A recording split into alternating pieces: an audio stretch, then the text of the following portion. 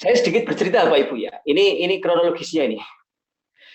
Saya kebetulan saya bekerja di laboratorium pengujian, laboratorium pengujian pangan, khususnya pengujian perikanan. Kita itu tahun 2010 itu pengadaan alat AS di tempat kita, ya. Alat AS. Kemudian 2010 kita running itu alatnya untuk melakukan pengujian logam berat. Lalu 2011 itu kita ajukan akreditasi ke ya, kebetulan penambahan wali kub ya. Alhamdulillah dari tahun 2011 sampai tahun 2022 ini berarti 11 tahun ya. Parameter pengujian logam berat di lab kami ya itu alhamdulillah ya masih diberi kelancaran ya, diberi kelancaran. Tiap tahun kita juga mendapatkan asesmen dari KAN, alhamdulillah tidak banyak kendala yang berarti. Nah, jadi hari ini topiknya itu saya pengen cerita ini ke Bapak Ibu ya, semua ya. Bagaimana dulu ketika kita itu dulu menentukan alat logam berat yang kita pakai itu apa. Nanti akan saya cerita itu ya. Itu di klausul 6.4 ya, alat. Lalu yang kedua nanti akan saya ceritakan bagaimana sih tahapannya. Kalau misalkan ya hari ini Bapak Ibu sudah bekerja di lab, kebetulan labnya itu ada AS, ya bisa melakukan pengujian logam berat, tapi agak galau nih, agak pusing ya. Ini gimana nih Pak? Nanti kalau saya mengajukan ke KAN itu syaratnya apa saja? Apa saja yang harus saya upload? Apa saja yang harus saya penuhi? Nah, jadi hari ini selama 2 jam ini nanti saya akan cerita terkait dengan pengujian logam berat. Ya, harapan saya semoga dari webinar hari ini nanti Bapak Ibu lebih yakin, lebih pede ketika besok mau mengajukan tambahan ruang lingkup untuk pengujian di laboratoriumnya. Ya. Ini profil saya Pak Ibu ya. Kayaknya ada beberapa yang kenal nih ya. Jadi saya mau memperkenalkan diri sedikit ya. Jadi nama saya Mulyono, saya tinggal di Semarang. Saya posisinya sama ya dengan Bapak Ibu semua. Ya, saya masih bekerja di sebuah laboratorium pengujian. Kebetulan di lab pengujian ini tugas saya lumayan multitasking ya. Ya, saya sebagai analis kimia, kemudian sebagai panelis sensori, ya dari pengujian dengan menggunakan panca indera manusia, dan yang ketiga saya sebagai manajer mutu juga. Ya, kebetulan juga saya sering mengisi webinar ataupun in-house training di beberapa tempat ya, termasuk di e-kalibrasi. Ini sudah lumayan beberapa kali saya bekerja sama dengan e-kalibrasi. Ya, itu Bapak Ibu. Lalu di sebelah kanan itu ada beberapa akun saya. Nanti setelah selesai webinar ini, misalkan Bapak Ibu mau nanya-nanya, mau konsultasi, silakan itu kontak-kontak akun saya. Ya. Saya mulai ya Pak Ibu ya, ini sebagai prolog ya. Logam berat. Ya. Ini sebenarnya bukan bahan sintetik ya, tapi ini bahan alami nih. Ya, bahan alami, terutama adanya itu di lapisan bumi. Ya. Lalu, menurut sistem periodik ya, kalau Pak Ibu buka sistem periodik, itu ada di nomor atom 22 ya, sampai ke nomor atom 92. Ya. Logam berat ini sebenarnya secara alamiah di tubuh kita itu mungkin ya ada ya, mungkin tapi sedikit ya, tidak sampai mengganggu kesehatan kita. Namun ketika itu terpapar atau terkontaminasi secara terus-menerus, biasanya satu dari makanan. Ya, makanya hampir semua SNI, Bapak Ibu nanti buka ya, SNI produk makanan ya, itu pasti dia mensyaratkan adanya pengujian logam berat. Ya, nanti dibuka itu aturannya. Ya. BPOM juga mensyaratkan ya, semua produk makanan itu wajib dilakukan pengujian logam berat. Biasanya yang wajib itu 3 ya. timbal, Pb, kadmium, sama merkuri. Tapi ini yang tren yang terbaru. Saya juga beberapa kali ikut penyusunan SNI ya, karena kebetulan saya di kantor kan jadi tim konseptor SNI, itu juga ditambahkan parameter untuk arsen ya dan selenium. Ini kayaknya mulai tambah ini. Jadi kalau dulu itu hanya Pb, Jd, Hg, sekarang mulai tambah arsen sama selenium. Itu makanan ya. Lalu yang kedua itu air minum. Ya, air minum itu juga pasti ada parameter pengujian logam berat. Ya, karena kalau terlalu tinggi itu membahayakan kesehatan kita, terutama ginjal. Ya. Yang ketiga dari udara, Pak Ibu. Ya, bisa dari asap pembakaran industri, asap bermotor. Ya. Ini ya pengertian logam berat. Ya. Itu ada gambarnya ya, beberapa contoh pengujian, beberapa contoh unsur logam berat yang sering dilakukan pengujian itu. Ada kromium itu, merkuri, kadmium, dan mangan ya. Pengujian logam berat ini salah satu pengujian yang sifatnya penting ya Pak Ibu ya. Hampir semua lab-lab ya yang saya datangi, lab pangan, lab kesehatan, lab lingkungan, lab metalurgi, itu semua ada pengujian logam berat. Ya. Yang pertama itu terkait dengan lingkungan. Karena saya lihat, kan ada beberapa nih yang saya lihat untuk peserta kan dari Dinas LH ya. Itu pasti mensyaratkan itu pengujian logam berat. Ya. Dia bisa dari polutan, bisa dari limbah, bisa dari emisi beracun, bisa dari pembuangan sampah, ya, dan lain-lain ya. Lalu yang kedua itu terkait dengan kesehatan manusia. Itu ada dua itu isunya ya. Yang pertama ini klinis. Klinis itu apa sih? Ya. Jadi perlu diketahui ya teman-teman ya. Ada beberapa unsur logam berat itu yang sifatnya toksit ya atau racun ya. Contoh merkuri itu beracun itu. Ya. Lalu ada yang sifatnya esensial dan vital. Ya. Contoh apa? Kandungan besi itu bagus itu. Ya, memang itu diperlukan untuk metabolisme tubuh ya. Ya, Fe, Cu, selenium, zinc itu penting itu. Lalu juga untuk farmasi. Ya, jadi untuk melakukan pengujian bahan aktif obat, bahan aditif. Ya. Berikutnya pengujian logam berat itu juga wajib untuk makanan dan minuman. Ini kebetulan di bidang saya ya. Lab saya kan lab pangan ya. Lab pangan, cuma kita memang khusus untuk produk-produk perikanan. Ya. Satu, pengujian logam berat itu terkait dengan pelabelan. Ya. Yang kedua terkait dengan aturan ekspor dan impor. Ya. Perlu diketahui ya, produk Indonesia yang paling banyak itu salah satu ekspornya itu kan produk perikanan. Ya. Di Jawa Tengah itu kita mengekspor ada yang namanya rajungan kaleng, ada yang namanya udang dalam berbagai produk ya, baik udang beku ataupun udang olahan. Negara-negara buyer ya, misalkan negara Amerika, negara Eropa, itu dia mensyaratkan itu batas logam beratnya berapa. Itu salah satu aturan.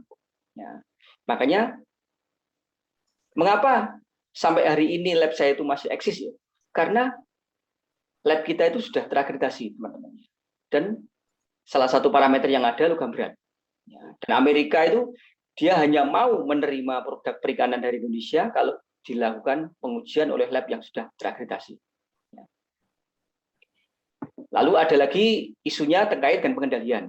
Nah, ini perusahaan-perusahaan juga pasti melakukan ini. Ketika dia menerima bahan baku atau raw material, ketika dia melakukan processing sampai produk akhir, pasti dilakukan pengujian logam berat. Dan yang terakhir itu terkait dengan pertambangan, teman-teman, ya, atau metalurgi. Ya. Misalkan saya punya tambang emas, ya, pasti saya ada pengujian yang namanya kemurnian produk. Nah, ini juga termasuk pengujian logam berat. Juga pengendalian kontaminan. Dalam produk itu ada kontaminan apa saja. Nah, kan biasanya logam berat itu ketika di alam itu kan tidak satu unsur ya, dicampur dengan unsur yang lain. Nah, jadi tahu itu kontaminannya apa saja. Ya. Dari ini ya teman-teman ya, kita akhirnya memahami ya bahwa logam berat itu memang salah satu parameter yang vital bagi lab. Ya. Jadi lab ini bisa dikatakan ya, belum bisa dikatakan expert kalau belum ada pengujian logam berat.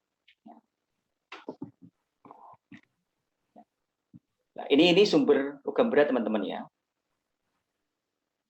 Logam berat itu bisa dari industri. Ya. Biasanya dalam bentuk polutan, ya. Baik polutan cair ataupun gas. Ya. Dia bisa juga dari hasil dari efek samping dari industri pertanian. Contoh penggunaan pestisida yang berlebih, penggunaan herbisida yang berlebih, itu dia dapat mengontaminasi tanah. Dan yang ketiga, sumber logam berat itu dari transportasi. Ya. Dari uap, dari asap, dan lain-lain. Ya. Ada banyak ya. Jadi logam berat itu kalau di sistem periodik itu mungkin ada sekitar 70-an ya. Ada 70-an unsur. Cuman yang termasuk logam-logam yang sering dilakukan pengujian yang ini. Ini yang paling sering nih. Ada sekitar 19 ya. Ini paling sering. Ya. Seperti di tempat saya itu baru 3 ya. Kita bisa melakukan pengujian timbal, Pb, kadmium, sama merkuri. Ini kita rencana mau nambah lagi ruang lingkup untuk arsen sama selenium. Nah. Tapi ada beberapa alat yang kita memang belum ada. Ya. Jadi ini termasuk logam penting ya. Logam penting karena sering dilakukan pengujian. Untuk pengujian logam berat, sebenarnya untuk metodenya banyak, teman-teman. Cuman yang paling sering dipakai itu memang AS. Ya. AS itu kalau dengan istilah bahasa Inggris ya, tapi itu sudah ditranslate ke dalam bahasa Indonesia namanya SAA, spektroskopi serapan atom. Ya. Jadi hampir setahu saya ya, saya berkelana ke berbagai lab pengujian itu hampir semuanya ketika melakukan pengujian logam berat pakai AS. Ya. Itu ada alasannya ya. Yang pertama, ketika kita menggunakan AS, itu preparasinya mudah. Itu alasan yang pertama. Tidak berbelit. Ya. Yang kedua, hampir semua unsur logam itu bisa dilakukan pengujian dengan AS. Ya. Yang ketiga, batas deteksinya itu bisa kecil, teman-teman. Terutama kalau teman-teman nanti menggunakan AS yang pakai grafit furnace ya, kayak punya saya. Itu bisa PPB itu. Ya. Jadi bisa sampai kecil batas deteksinya. Yang keempat, kalau teman-teman menggunakan AS itu bukan kata literatur, tapi pengalaman saya membuktikan ketika kita menggunakan AS itu recovery-nya itu bisa gede. Bahkan malah bisa sampai 100% itu recovery-nya. Nah, itu mungkin yang tidak bisa digunakan, tidak bisa dicapai di alat yang lain. Bisa. Ya. Jadi menggunakan AS itu recovery-nya bisa ya 98, 99 bisa itu. Kalau preparasi kita bagus ya, pengerjaan di lab kita itu sesuai dengan SOP yang ada, itu bisa tinggi. Ya, itulah mengapa hampir semua pengujian logam berat itu banyak yang menggunakan AS. Ya. Prinsip dasar AS perlu diketahui ya teman-teman semua. Saya sedikit menyampaikan materi. Pengujian AS itu termasuk pengujian kimia. Satu ya. Pengujian kimia itu secara prinsip sangat beda dengan pengujian fisika. Bedanya apa? Kalau kita pengujian fisika ya teman-teman, itu pengujiannya langsung. Ini contoh ya, saya berikan contoh. Terlihat ya Mbak Putri ya? Biskuit ya? Terlihat Pak, ya betul. Kalau kita melakukan pengujian fisika, saya ingin mengukur ya, berapa diameter dari biskuit ini. Ini pengujian fisika, teman-teman.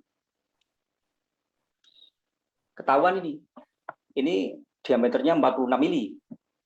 Ya. Pengujian fisika itu langsung ya. Jadi ada sampel langsung terukur. Tapi kalau teman-teman melakukan pengujian kimia, contoh untuk pengujian logam berat, ya, ini termasuk wajib ya. Produk-produk pangan seperti ini, apalagi ini biskuit, ini wajib dilakukan pengujian logam berat. Ya. Ketika kita kepengen tahu ya, di dalam biskuit ini kandungan merkurinya berapa, kandungan timbalnya berapa, kandungan kadmiumnya berapa. Ini nggak bisa. Kalau kita ambil sedikit, kita ukur itu nggak bisa. Ya. Jadi prinsip AAS itu sampelnya itu harus dalam keadaan cair atau liquid, dalam bentuk larutan, itu prinsipnya. Jadi nggak mungkin kita melakukan pengujian logam berat dari sampel itu langsung terukur. Ya. Karena logam berat itu kan dia kan sifatnya kan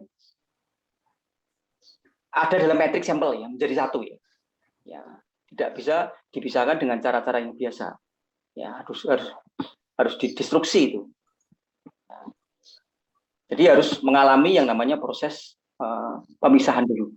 Dipisahkan antara unsur logam dengan sampelnya. Ya. Itu prinsipnya teman-teman ya. Jadi nggak bisa melakukan pengujian logam berat kalau fasenya padat. Harus dibuat dalam bentuk larutan. Ya. Ini saya punya 2 gambar ya. Karena ini paling banyak ini. Jadi menurut ini ya, pengalaman saya jalan-jalan di lab, itu paling banyak lab itu menggunakan AS yang model flame. Tandanya ada apinya itu. Lalu yang kedua dengan graphite furnace ya. Jadi dia tidak menggunakan api, tapi untuk proses atomisasinya di UV ya, atau di graphite furnace-nya. Ya. Secara prinsip ini teman-teman ya. Secara prinsip. Jadi ini ada sumber cahaya, ya. Kemudian sampel itu kita atomisasi, bisa dengan menggunakan flame, bisa menggunakan graphite furnace. Ya. Kemudian sampel itu ketika kita atomisasi kan menjadi atom ini. Ya. Nanti atom ini ya, disinari dengan panjang gelombang tertentu. Ya, jadi lampu setiap logam berat itu beda-beda ya. Misalkan saya melakukan pengujian logam berat timbal dengan kadmium, lampunya beda. Nah, jadi jumlah atomnya berapa? Ini nanti sebanding dengan jumlah absorbannya, teman-teman. Ya, jadi semakin absorbannya tinggi, ya, maka jumlah atomnya semakin banyak. Dan ketika jumlah absorbannya semakin tinggi ya, itu sebanding dengan konsentrasinya. Ya. Ya. Nanti ada di slide yang 64 ya, alat. Ya. Jadi itu prinsipnya teman-teman ya. Jadi sampel itu harus dibuat dalam keadaan larutan dulu. Lalu larutan itu kita atomisasi, ya, agar menjadi atom bebas. Ya. Atom bebas itu nanti kita kenakan cahaya. Ya. Lalu oleh alat AS itu ditangkap dalam bentuk absorban. Absorban ini sebanding dengan jumlah atom bebasnya dan sebanding dengan konsentrasi logamnya. Ya, jadi semakin tinggi absorbannya, itu pasti konsentrasinya semakin tinggi. Ya. Ini ya prinsip dasar AS. Ya. Untuk alat AS, kira-kira sampai sekarang ya, ada sekitar 70 elemen yang dapat lakukan pengujian dengan menggunakan AS. Ya. Yang warnanya pink ya, kalau menurut tabel periodik. Tapi tidak semua ya teman-teman ya. Setahu saya ini tidak semua unsur itu wajib dilakukan pengujian logam berat. Ya. Contoh makanan itu setahu saya hanya 5 itu yang wajib, yang lainnya enggak. Bahaya logam berat bagi kesehatan. Ya. Logam berat ini lumayan ya teman-teman ya. Efeknya kalau untuk tubuh itu lumayan. Makanya salah satu isu yang penting ya, apalagi sampai menjadi aturan BP POM ya, itu terkait dengan batas konsentrasi logam berat itu diatur itu di BP POM ada itu. Ya. Setahu saya BP POM itu ngaturnya hanya 2 ya. Satu itu terkait dengan cemaran logam berat, yang kedua itu cemaran mikrobiologi. Itu benar-benar diatur oleh BP POM. Karena logam berat ini nggak main-main efeknya ya untuk kesehatan. Ya, contoh arsen, ya, kerusakan hati, ya, kadmium, ginjal, otak, ya. Merkuri ini bisa menyebabkan ketidaknormalan saraf, ya, sampai ke autis. Ya. Bahkan kita kan beberapa kali kan menjumpai ada beberapa kasus hukum terkait dengan logam berat. Ya, kayak kemarin kan ada kopi sianida itu. Ya. Yang kedua yang kemarin ya agak lumayan lama ya 2003 ya. Itu kan ada pembunuhan aktivis HAM ya, Munir itu juga dengan logam berat juga, dengan diracun dengan arsen ya pada jusnya kayaknya dari beritanya. Ya. Jadi memang ini salah satu pengujian yang sangat esensial, terutama untuk pangan. Sumber cemaran logam berat ada 3 teman-teman ya. Jadi logam berat itu bukan sumber alami ya, ya pasti dari cemaran itu, ya bisa dari air mineral, bisa dari sumber makanan atau pangan, atau benda-benda yang mengandung logam. Contohnya misalkan sisa limbah dari batu baterai, itu pasti ada cemaran logam beratnya. Ini beberapa berita ya, yang kemarin saya sempat buka di internet. Ini baru kemarin ya, 21 Maret 2022. Nah, jadi PDAM Kediri ini dapat komplain dari warga. Ya. Katanya sumurnya ada cemaran logam berat. Ini pasti dari industri teman-teman kayak gini. Biasanya dari industri. Lalu ini yang terkait dengan lab saya ini. Kita juga agak pusing ya. Beberapa tahun yang kemarin tuh beberapa produk ekspor kita itu banyak yang ditolak ya oleh negara buyer. Ya. Salah satu isunya yang menonjol juga disinyalir beberapa produk perikanan dari Indonesia itu dia mengandung logam berat yang tinggi. Ya.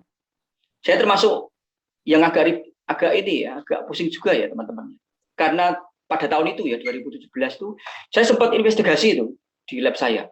Kita cek lagi sampel-sampel yang masuk, beberapa yang kita lakukan pengujian logam berat, ada nggak ya? Ada kandungan logam berat tinggi. Dan alhamdulillah nggak ada ya. Alhamdulillah nggak ada. Ya. Jadi pengujian logam berat itu penting teman-teman. Sangat penting. Ya. Sangat penting karena memang aspeknya banyak ya. Dia bisa terkait dengan lingkungan, isu lingkungan, dia bisa terkait dengan isu kesehatan, dia bisa terkait dengan isu food safety atau keamanan pangan. Ya, sangat penting. Ya. Dan harapannya dari teman-teman hari ini, Bapak Ibu semua yang jadi peserta, kalau hari ini labnya itu belum ada parameter logam berat, seyogyanya ada itu ditambahkan ya parameter logam berat. Ya. Lalu yang jadi pertanyaan gini teman-teman ya, Pak, ini misalkan ya ada yang nanya, Pak, lab saya itu sudah melakukan pengujian logam berat secara rutin, ya. Ini misalkan labnya Pak Ivan ini ya, dari UPT Banyuwangi misalkan. Ya. Pak, saya itu sudah melakukan pengujian logam berat, Pak. Karena menurut Permen LH itu kan wajib ya, pengujian air itu ada pengujian logam berat itu untuk sebagai syarat air minum misalkan. Ya. Atau baku mutu air limbah itu juga ada untuk pengujian logam berat. Saya sudah sering, Pak, melakukan pengujian logam berat. Namun, bagaimana agar saya yakin bahwa pengujian logam berat yang saya lakukan itu hasilnya valid? Itu kan pertanyaan yang mungkin sering ditanyakan ya sama teman-teman ya. Ya. Bagaimana agar yakin pengujiannya valid? Pelanggan yakin bahwa pengujian kita itu betul. Ya. Mau nggak mau dua ya teman-teman. Teman-teman, ketika kepingin menjamin hasil pengujiannya akurat, valid, tidak terbantahkan, traceability-nya terjaga dari awal sampai akhir, ketertelusurannya, ya, kesalahannya minimal, itu wajib menerapkan yang namanya GLP. Ya, GLP ya, Good Laboratory Practices. Tapi kalau teman-teman kepingin menjamin bahwa pelanggan saya itu puas, itu terapkanlah ISO 9001 2015. Pak, ini berarti dua ya Pak ya? Saya harus menerapkan GLP, saya juga harus menerapkan 9001. Enggak. Ya. Jadi GLP dan ISO 9001 itu digabung ya teman-teman. Dikombine menjadi ISO 1125. Jadi bagaimana menilai lab itu kompeten atau tidak? Mau nggak mau satu teman. Labnya harus terakreditasi ISO 1125. Labnya ya.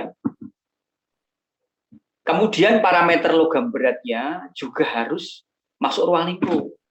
Ya. Percuma kalau lab kita itu sudah terakreditasi, tapi pengujian logam beratnya kita belum masuk ruang lingkup ya percuma. Tetap hasil pengujiannya belum bisa dianggap valid, kita juga belum boleh menerbitkan sertifikat yang punya logo kan, ya nggak boleh. Ya. Ya, jadi ISO 225 itu sebenarnya joint standar ya, atau combine standar. Ya.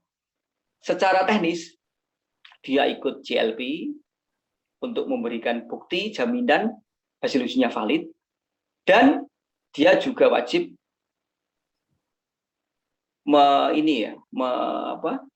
memenuhi kaidah dari customer satisfaction atau kepuasan pelanggan. Itu adanya di 9001.